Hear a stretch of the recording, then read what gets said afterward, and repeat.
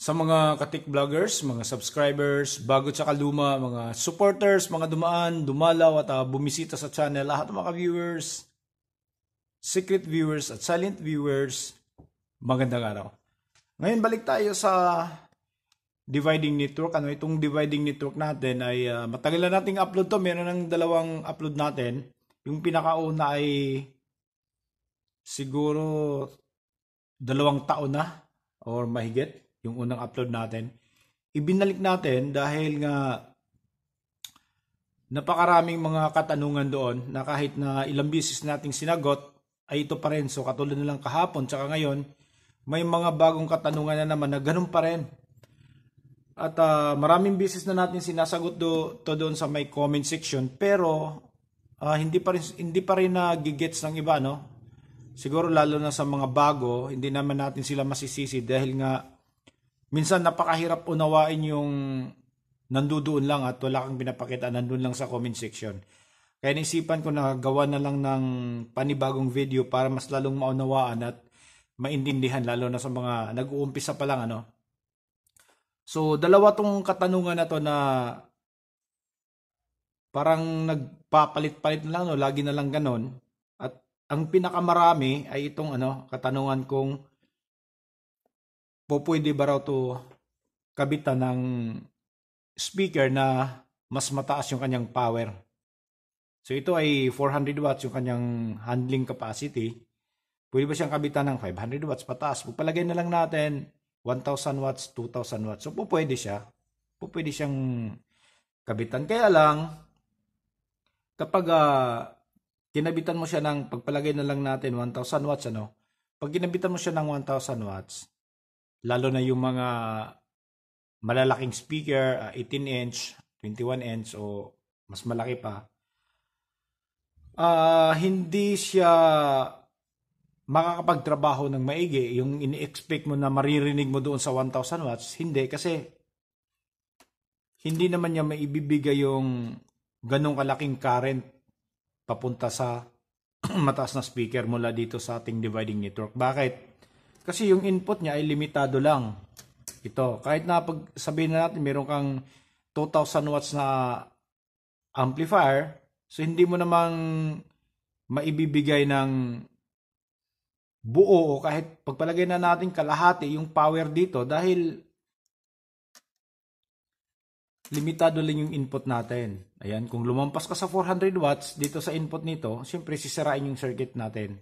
So, ganun yung mangyayari.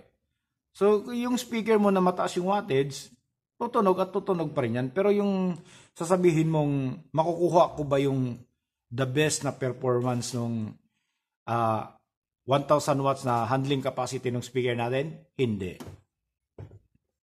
Hindi mo makukuha. Kasi limitado lang yung pinapasok mong current dito sa input at siyempre, limitado din yung lumalabas dito sa output papunta sa speaker natin. Kaya hindi mo masasabing magpe-perform ng the best yung speaker natin. Okay? So, yung pangalawang katanungan naman, pwede ba itong kabitan ng mas maliit na amplifier? Okay, ito 400 watts. So, ito meron tayong amplifier dito. Pwede ba siyang kabitan ng maliit? Itong amplifier natin na ginagamit ngayon ay nasa mga 10 to 15 watts lang. So, pwede. Walang problema. So, ang gagawin mo lang dyan, dito ka naman titira sa speaker. Okay? Walang problema tong natin kahit na pagpalagay na natin 1,000 watts to. Yung dividing network natin kahit na mababa yung tinatawag na amplifier natin. Walang problema. So, walang magiging problema yung ating dividing network. Kasi daanan lang naman siya, no? Daanan lang siya.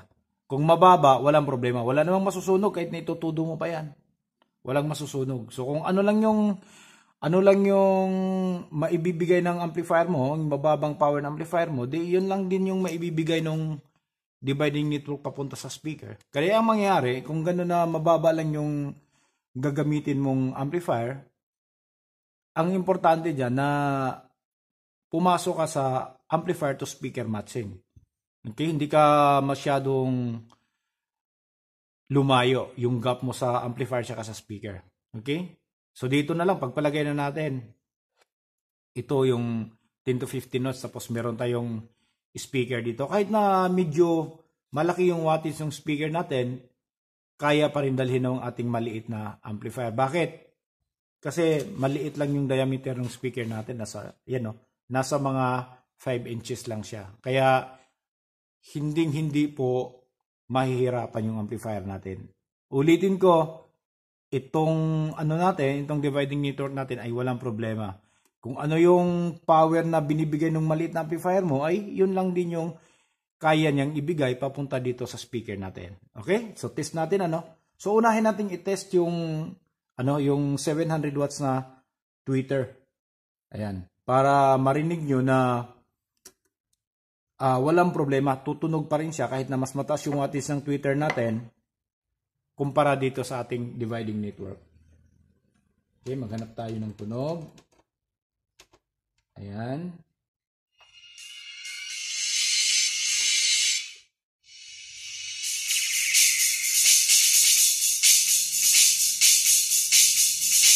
Okay? So tumutunog siya, di ba? Kahit na napakataas ng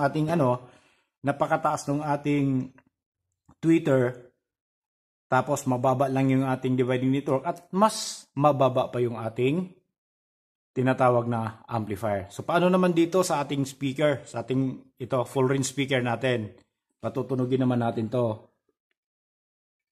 Tingnan nyo maigi yung cone kung paano siya gagana.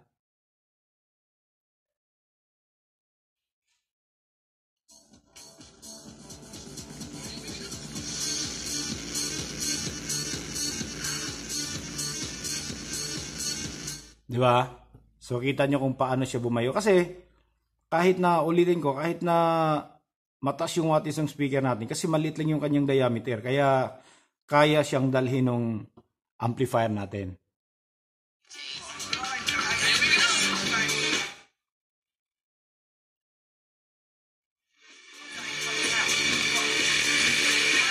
Ayan Pero kung malaki yung wattage ng speaker mo, syempre, hindi mo makikita magpe-perform ng ganon.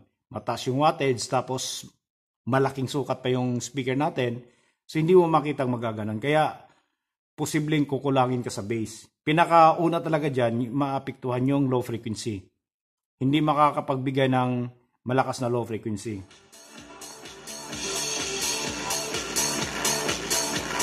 Ayan, hindi katulad ng ganyan na napakalakas bumayo. Kung nasa loob na ng box yan, mafe-feel mo na yung lakas ng kanyang bass. Okay, so hanggang dito na lang siguro tayo. At least meron tayong naipakita, lalo na sa yung nag-comments ngayong bago na pwede ba raw ito kabitan ng 150 watts. So po pwede. Ayan So itong ginamit natin dito ay nasa 40 watts lang yung speaker natin. So yung sinabi mong 150 watts, po pwede, walang problema. So lahat yan nagdidepende sa amplifier natin. Okay? Kung gaano siya kababa, kung mababa siya, so pwede mo siyang maitudo. Kung ano yung ulitin ko, kung ano man yung maibibigay ng amplifier mo, so yun lang din maibibigay ng dividing network mo papunta sa speaker. Pero kung mataas naman yung power ng amplifier mo, sobrang taas, mas mataas pa dito, so hindi mo rin pwedeng ibigay todo kasi may limit po yung input natin. Masusunog din yung circuit natin. Okay? So para naman doon sa nagsasabi kung po pwede bang kabitan ng malaking speaker na mas mataas yung wattage kumpara dito, po pwede